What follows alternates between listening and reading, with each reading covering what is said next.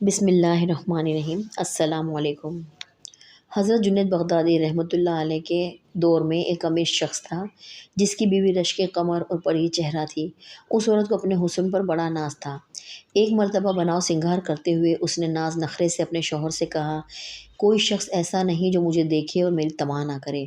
خاوند نے کہا، مجھے امید ہے کہ جنید بغدادی رحمۃ اللہ تعالیٰ کو تیری پرواہ بھی نہیں ہوگی۔ بیوی نے کہا، مجھے اجازت دو تو جنید بغدادی رحمۃ اللہ کو آزما لیتی ہوں۔ یہ کون سا مشکل کام ہے؟ یہی گھوڑا اور یہی گھوڑے کا میدان، دیکھ لیتی ہوں جنید بغدادی کتنے پانی میں ہے۔ خاوند نے اجازت دے دی۔ وہ عورت بن سنور کر جنید بغدادی رحمۃ اللہ تعالیٰ کے پاس آئی اور ایک مسئلہ پوچھنے کے بہانے چہرے سے نقاب کھول دیا۔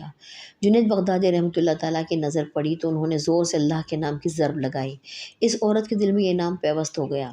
اس کے دل کی حالت بدل گئی اور اپنے گھر واپس آئی اور سب ناز نخرے چھوڑ دیے۔ زندگی کی صبح اور شام بدل گئی۔ سارا دن قرآن مجید کی تلاوت کرتی اور ساری رات مصلی پر کھڑے ہو کر گزار دیتی۔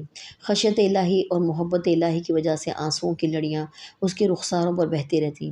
اس عورت کا خاوند کہا کرتا تھا کہ میں نے جنید بغدادی رحمۃ اللہ تعالیٰ کا کیا بگاڑا تھا کہ اس نے میری بیوی کو راہبہ بنا دیا اور میرے کام کا نہ چھوڑا۔